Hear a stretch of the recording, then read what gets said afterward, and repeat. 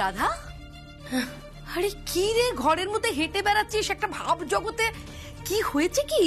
আরে শোন, ওই কৃষ্ণা যদি গানটা একবার গেয়ে ফেলে না, ব্যাস হয়ে গেল, ফাইনাল রাউন্ডে উঠে গেল, আর কিছুই করার থাকবে না। কি করে আটকাবি সেইটা ভাব। আচ্ছা মা, হ্যাঁ বল, একটা কথা বলো তো, শ্যামা এত কনফিডেন্টলি কি করে কথা বলছে আমার সঙ্গে? ও এত কনফিডেন্ট?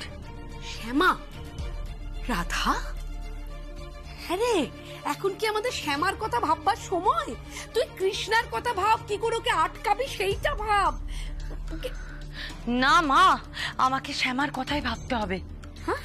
শ্যামা এত কনফিডেন্টলি আমার সঙ্গে কথা বলছে, ও এত জোর করে আমার সঙ্গে কথা বলছে, ওর এত সাহস।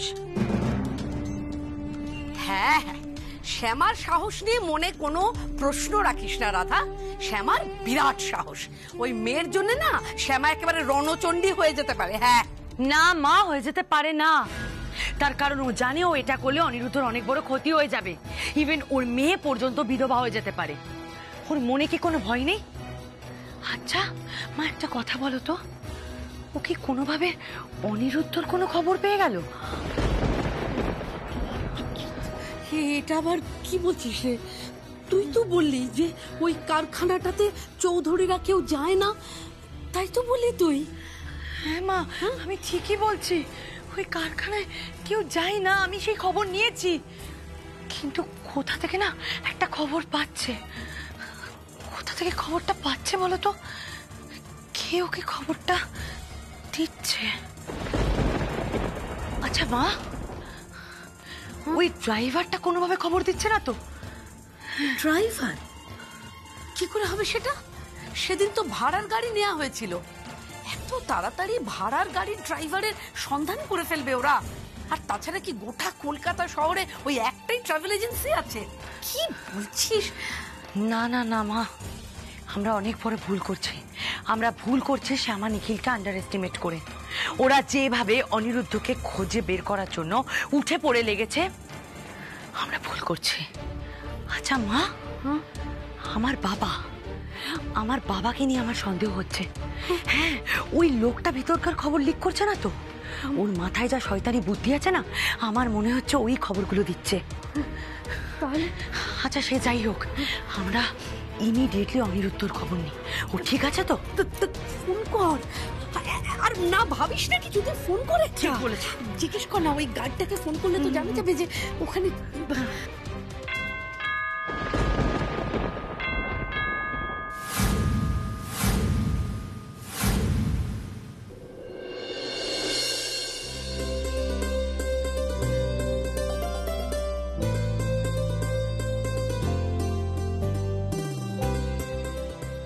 আমি জানতাম মা তুই ঠিক পারবি। খুব ভালো হয়েছে, খুব ভালো, তুই পেরেছিস। খুব ভালো দিদি ভাই, হ্যাঁ তুমি তো সকলকে বোল্ড আউট করে দিলে গো। অ্যাজ ইউজুয়াল কৃষ্ণা আজ দারুণ গান গেয়েছে। সে আর বলতে, এমন গান গেয়েছে যে সমস্ত মেঘ কেটে গিয়ে আলো দেখা দিয়েছে। কিন্তু ঠাম্মি, অনিরুদ্ধ বাবু তো এখনো এলেন না। মা, জেঠু তোমরা যে বললে আমার গান শেষ হলেই উনি চলে আসবেন, উনি এখনো এলেন না কেন বলো না? আসবে, তোর বাবা অনিরুদ্ধকে নিয়ে ঠিক সময় মতো চলে আসবে। আর শুধু অনিরুদ্ধ না, অনিরুদ্ধের সাথে অনেকগুলো ভালো খবরও নিয়ে আসবে। কি ভালো খবর মা? ভালো খবর নিয়েই তো এসেছি।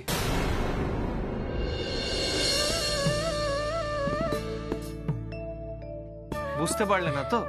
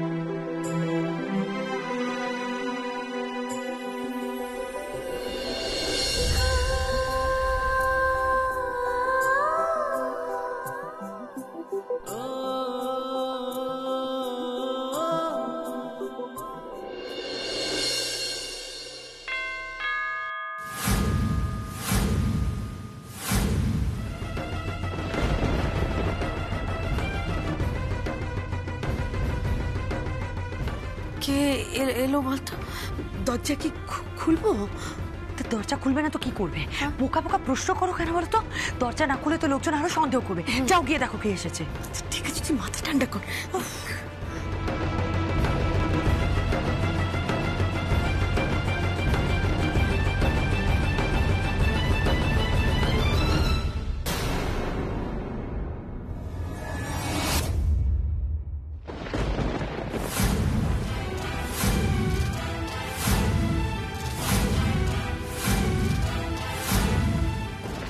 রাধা, পুলিশ, তুমি কি করছো এখানে?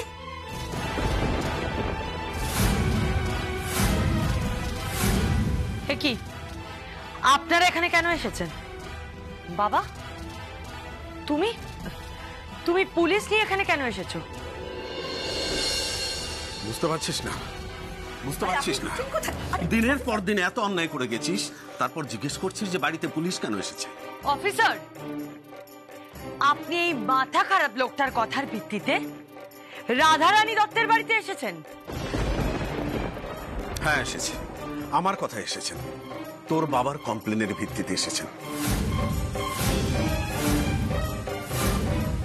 এ বাড়ি থেকে যাওয়ার সময় তোকে একটা কথা বলেছিলাম আমি, মনে আছে? আমার সাথে যে অন্যায় করেছিস সেরকম অন্যায় যদি আর কারোর সাথে কোনোদিন করিস তাহলে আমি ঠিক পুলিশকে কমপ্লেন করব। তাই করেছি।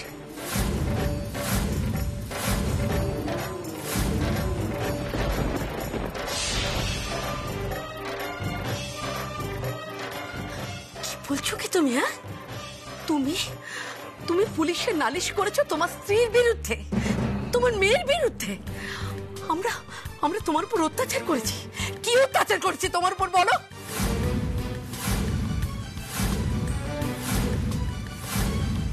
তোমার উপর যে অত্যাচার করেছে তার কোনো প্রমাণ তোমার কাছে আছে বাবা? কেন মিথ্যা কথা বলছো? আর একটাও মিথ্যা কথা বলবে না। আর এরপরও যদি একটাও মিথ্যা কথা বলো তাহলে এর ফল কিন্তু ভালো হবে না। চুপ!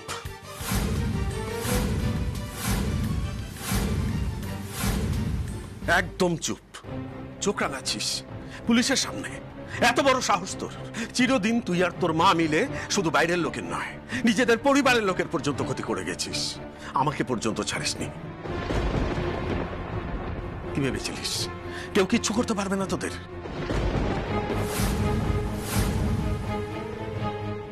তোরা অপরাধী। তোদের মতো অপরাধীকে বাইরে ঘুরতে দেওয়া উচিত নয়। তোদের জায়গা হওয়া উচিত স্ত্রী ঘর। বাবা, তোমার সাহস তো কম নয়। তুমি পুলিশ দিয়ে অ্যারেস্ট করাবে আমাকে আর মাকে? তোমার কাছে কি প্রমাণ আছে আগে আমাকে দেখাও, তারপর আমি তোমার ব্যবস্থা করছি।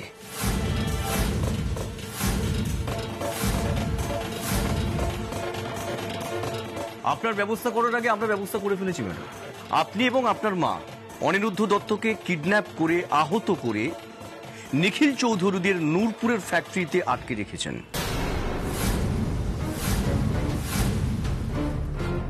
কি ঠিক বললাম তো? ওখানকার দারোয়ান, কেয়ারটেকার সব স্বীকার করেছে। আপনাদের সঙ্গে ওর ফোনে যা কথা হয়েছে তার সমস্ত রেকর্ড কিন্তু আমরা পেয়ে গেছি। কত টাকায় রফা হয়েছিল সেটাও জানতে পেরে গেছি। আর যে নোট ম্যাডাম আপনি দিয়েছিলেন সেই নোটগুলো বাজেয়াপ্ত করেছি আমরা। আর চাই প্রমাণ? আরো প্রমাণ আছে। বাকি প্রমাণ হলো আমার উইটনেসরা কৃষ্ণা দত্ত, অনিরুদ্ধ দত্ত এবং আপনার বাবা।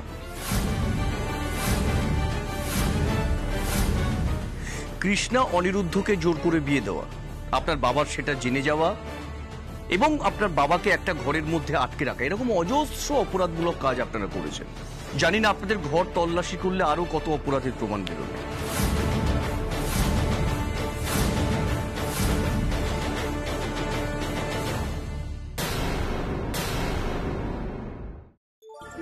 মা,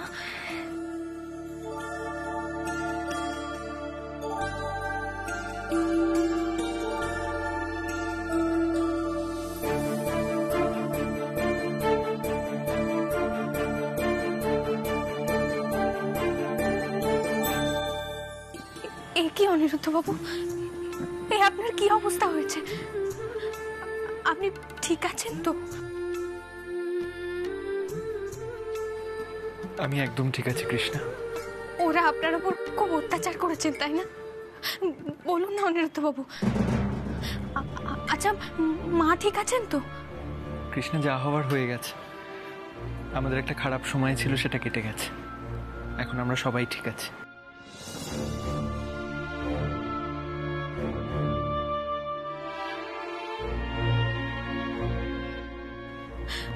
মা বাবা আপনার সঙ্গে কতবার যোগাযোগ করার চেষ্টা করেছিল, কিন্তু করতে পারেননি। আপনি কোথায় ছিলেন বলুন না অনিরুদ্ধ বাবু? কেন চুপ করে আছেন? আমার গানের আগে আপনি কেন আসেননি? বলুন না, বলুন না অনিরুদ্ধ। কৃষ্ণা,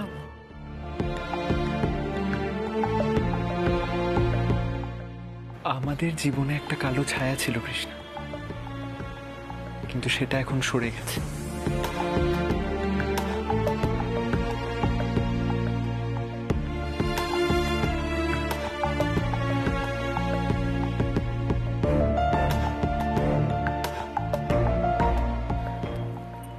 আমি তোমাকে প্রমিস করছি কৃষ্ণা, এরপর থেকে তোমার কোনো গানের অনুষ্ঠান আমি মিস করব না।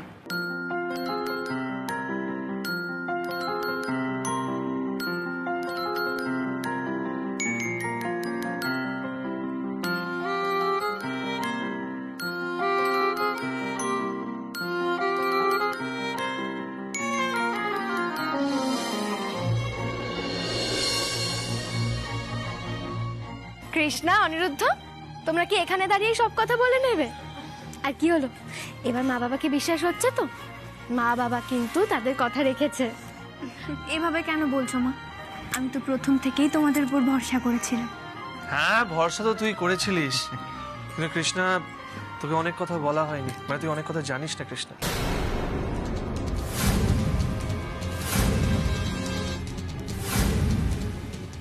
কি কথা বাবা?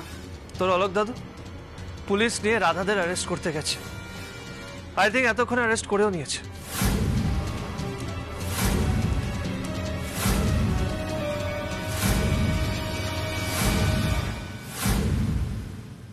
শুনুন অফিসার, আগে আপনি প্রমাণ জোগাড় করুন, তারপর এখানে আসবেন। রাধারানী দত্ত যে সে নয় যে তাকে যখন তখন অ্যারেস্ট করে নিয়ে যেতে পারেন। অবশ্যই পারেন, আর এখন তো আরো পারেন। তুই যেই হোস না কেন, শাস্তি তোকে পেতেই হবে। শুধু আমি না, অনিরুদ্ধ সাক্ষ্য দেবে। অনিরুদ্ধ নিজের মুখে তোদের কুকীর্তির কথা ভাস করবে। আমরা কি উদ্ধার করেছি।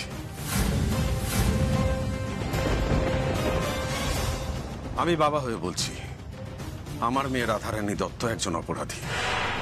ওর বাসস্থান সংশোধনাগার হওয়া উচিত, আর তাই হবে।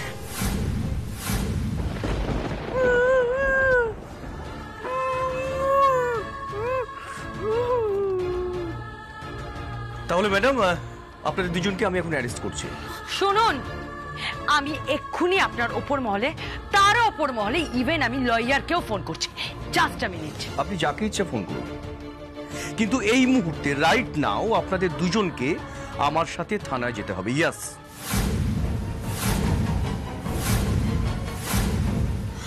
রাধা, রাধা এটা কি বলছেন উনি?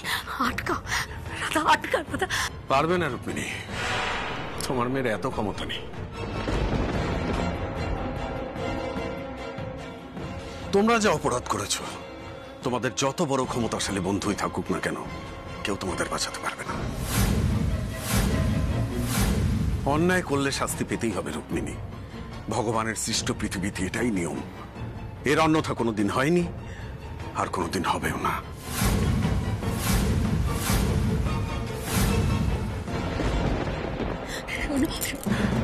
অফিসার, ওনাদের দুজনকে নিয়ে চলো। রাধা, কি হবে রাধা? ফোন করবি তো লয়ারকে? কি করবে? গায়ে হাত দেবেন না আপনি। তুমি দাঁড়িয়ে দাঁড়িয়ে দেখছো? হাত ছাড়ো। অফিসার, আপনি মনে রাখবেন কিন্তু, এটা কিন্তু আমি খুব অন্যায় হচ্ছে। এটা দত্তবেশী, আপনি আমার মেয়ের গায়ে হাত দিচ্ছেন। তুমি দাঁড়িয়ে দাঁড়িয়ে দেখছো? শোনো,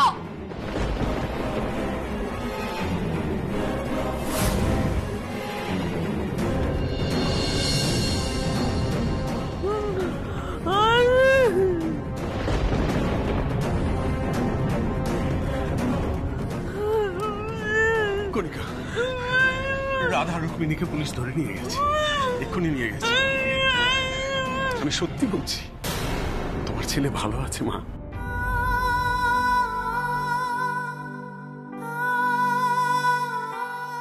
তোমার দুঃখের দিন শেষ।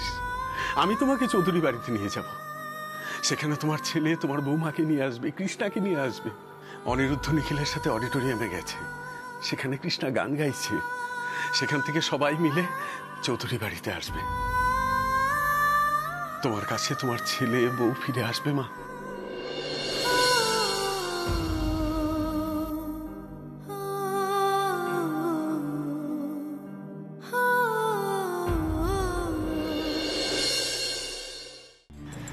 আসলে কি বলতো, আমাদের ঘিরে একটা বড় ষড়যন্ত্র হচ্ছিল, আর সেই ষড়যন্ত্রের শিকার হয়েছিলিস তুই, অনিরুদ্ধ, আমরা সবাই। তবে আর নয়, এটা এবার শেষ। কিন্তু মা মা তো এখন ওই বাড়িতেই আছেন। ওনাকে আর রায়কে নিয়ে অলোক মিশমশাই আসছেন। আই থিঙ্ক এতক্ষণে বাড়ি পৌঁছেও গেছেন।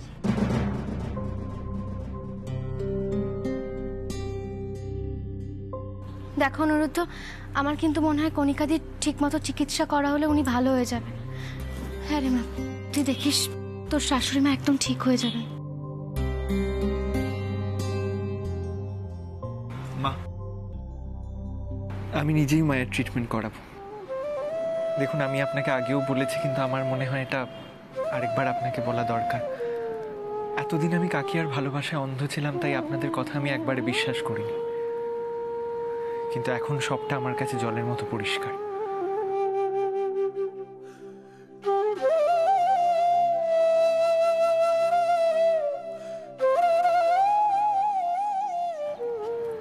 মা, আমি শুধু এটাই বলতে চাই, আপনি আমায় ভুল বুঝবেন না। আমার কোনো কথায় যদি আপনার খারাপ লেগে থাকে, আই এম রিয়েলি সরি।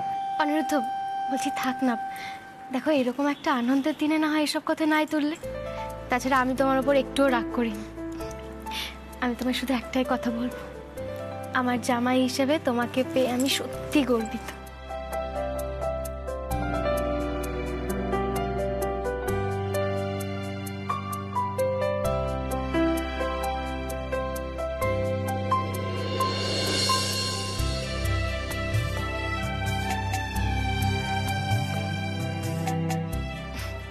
যাকে এখন এসব কথা ছাড়ো তো, বাড়িতে যেতে হবে তো তাড়াতাড়ি। তোমাদের দাদা তোমাদের জন্য অপেক্ষা করছে। মা, সে তো যাবই, কিন্তু আমাদের তো আমাদের বাড়ি ফিরতে হবে। আফটার অল ওটা আমার বাড়ি, আমাদের বাড়ি। নিশ্চয়ই ফিরবে অনিরুদ্ধ। একদম তাই। আমাদের মেয়েকে আমরা নিজের হাতে সাজিয়ে গুছিয়ে তারপরে ওই বাড়িতে পাঠাবো। ওটাই তো ওর শ্বশুর বাড়ি, ওই বাড়িতেই তো ওকে সংসার করতে হবে।